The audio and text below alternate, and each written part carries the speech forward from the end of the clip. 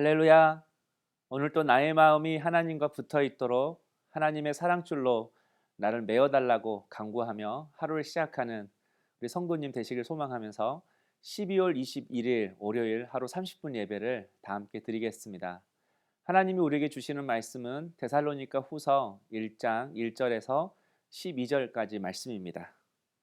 제가 1절에서 10절까지 하나님 말씀 받도록 하겠습니다. 바울과 실로아노와 디모데는 하나님 우리 아버지와 주 예수 그리스도 안에 있는 데살로니가인의 교회에 편지하노니 하나님 아버지와 주 예수 그리스도로부터 은혜와 평강이 너희에게 있을지어다. 형제들아, 우리가 너희를 위하여 항상 하나님께 감사할지니 이것이 당연함은 너희의 믿음이 더욱 자라고 너희가 다 각기 서로 사랑함이 풍성함이니 그러므로 너희가 견디고 있는 모든 박해와 환난 중에서 너희 인내와 믿음으로 말미암아 하나님의 여러 교회에서 우리가 친히 자랑하노라. 이는 하나님의 공의로운 심판의 표요 너희로 하여금 하나님의 나라에 합당한 자로 여김을 받게 하려 함이니 그 나라를 위하여 너희가 또한 고난을 받느니라.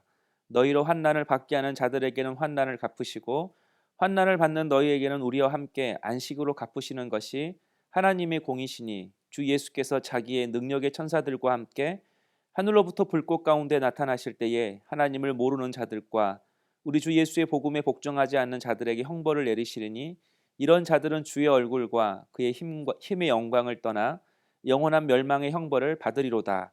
그날에 그가 강림하사 그의 성도들에게서 영광을 받으시고 모든 믿는 자들에게서 놀랍게 여김을 얻으시리니 이는 우리의 증거가 너희에게 믿어졌음이라. 아멘. 오늘부터 4일 동안 데살로니가 후서를 묵상하게 됩니다. 처음 묵상을 준비할 때에 12월 25일 성탄절을 4일 앞둔 이 시점에서 왜 갑자기 데살로니가 후서가 들어왔나 그런 생각을 했습니다. 그런데 성탄절을 맞이하기 위해 저희들이 가져야 하는 마음과 지금 이 편지를 읽고 있는 데살로니가 성도들이 가져야 할 마음이 바로 같은 것임을 알았습니다. 바로 기다림입니다. 재림할 주님을 기다리는 데살로니가 성도들의 마음과 또 다시 오실 우리 아기 예수를 기다리는 우리의 마음이 같아야 한다라는 것입니다. 바울은 이미 한 차례 앞서 데살로니가 교회에 편지를 보낸 적이 있었습니다. 그게 데살로니가 전서입니다. 로마 황제를 숭배하는 데살로니가 도시에서 예수님을 주인이라고 고백하며 신앙생활하는 것이 쉽지만은 않았습니다. 그럼에도 많은 성도들이 고난을 견디며 신앙생활을 했습니다.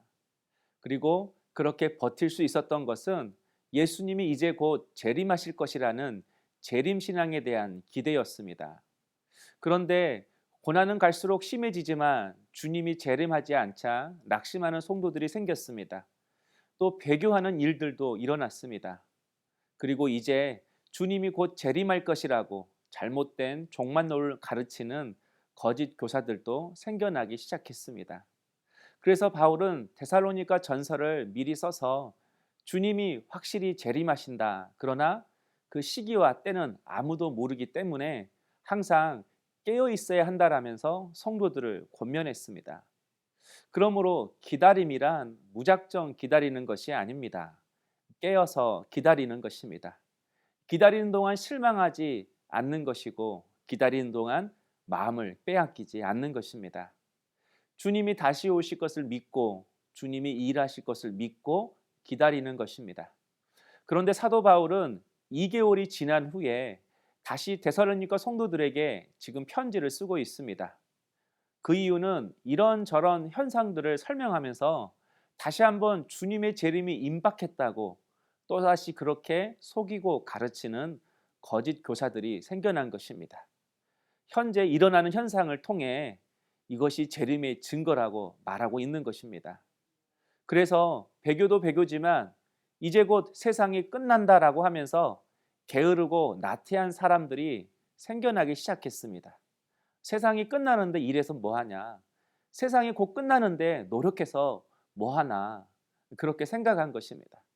그래서 사도 바울은 주의 날이 도적같이 임하지만 주님이 재림하기 전에 몇 가지 징조가 있을 것이며 그리고 주님이 이 땅에 오실 때 그가 제일 먼저 하실 일이 무엇인지 오늘 이 편지를 통해서 말씀하고 있는 것입니다. 재림에 대한 바른 생각, 재림을 준비하는 성도들의 온전한 모습이 무엇인지를 가르쳐 주기 위해서 이렇게 데살로니가 후서를 쓰는 것입니다. 내일 설명하겠지만 재림의 징조는 불법의 아들, 즉 주의 일을 해방하고 하나님 나라 일을 방해하는 적 그리스도가 나타난다라는 것입니다. 그래서 성도들은 더욱 고난을 받고 이로 인해 배교하는 일들이 나타나게 될 것이라고 사도 바울은 그 징조를 설명하고 있습니다. 그러므로 예수님이 이 땅에 재림하실 때 가장 먼저 하실 일은 하나님의 공의를 세우는 것이라고 오늘 본문을 통하여 말씀하고 있습니다.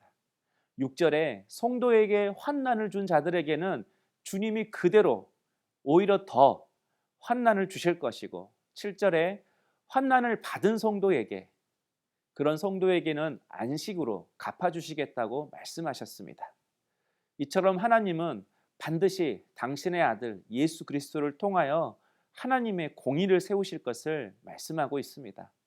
그러므로 그리스도를 따르는 삶을 통하여 받는 고통, 주님을 믿는데 그로 인하여 받는 억울함은 절대로 손해가 아닙니다. 억울함, 고통, 그것으로 끝나지 않습니다. 반드시 주님이 갚아주십니다. 그리고 버티고 견딜 수 있도록 7절에 참된 안식을 허락하십니다. 그러므로 하루하루 성도들이 해야 할 일은 주님의 뜻에 순종하며 사는 것입니다.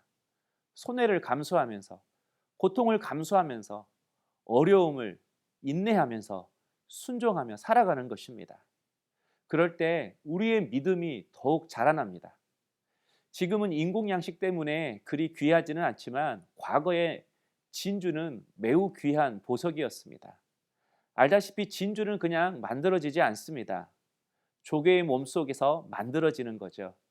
조개의 몸속에 모래가 들어가면 조개의 몸에 상처가 생기고 고통이 생기기 시작합니다.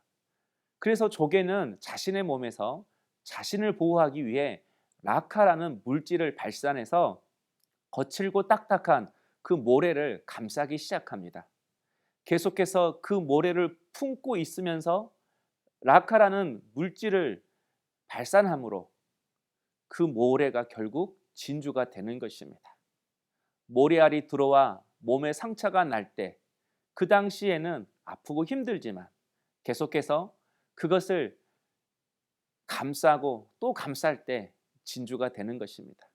그러나 모래알이 들어왔을 때 힘들고 고통스럽다고 그냥 실망하고 내버려 두면 그 조개는 그냥 썩은 조개로 끝나버립니다. 고통이 찾아왔을 때 포기하지 않고 조개가 자신이 해야 할 일을 할 때 비로소 진주가 되는 것이죠. 우리 인생도 마찬가지입니다. 모래알이라는 고난이 들어올 때 포기하지 말고 오늘 나에게 들려주시는 말씀에 자신을 맡기며 순종하는 것입니다.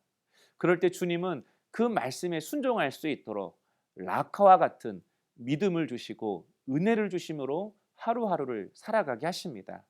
그리고 능력을 주심으로 순종도 하게 하십니다.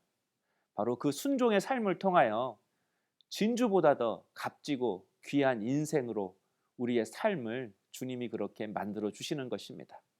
비록 데살로니가 교회 안에 잘못된 재림에 대한 가르침이 있었고 또 거짓 교사들이 많이 있었고 그 가르침에 속아서 하루하루를 게으르게 살아가는 사람들이 있었지만 그래도 여전히 자신에게 주어진 하루하루를 믿음으로 살아가는 남은 자, 선택받은 자, 하나님의 은혜에 붙들려 살아가는 그런 성도들이 있었습니다.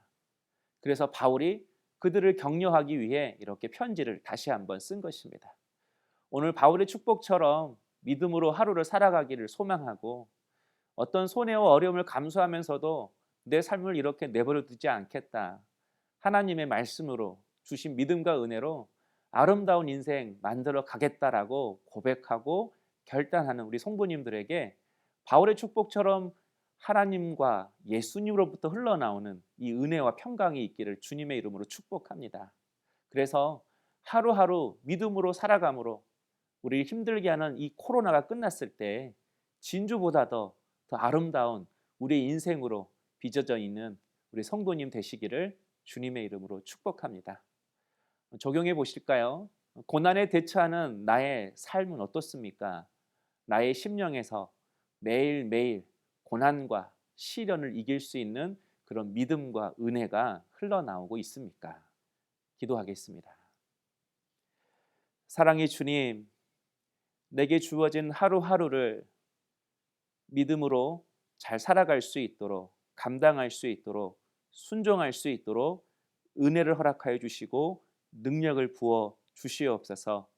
그리하여 내 삶을 진주보다 더 값지고 귀한 인생으로 만들어가는 저희들이 될 수 있도록 축복하여 주시옵소서.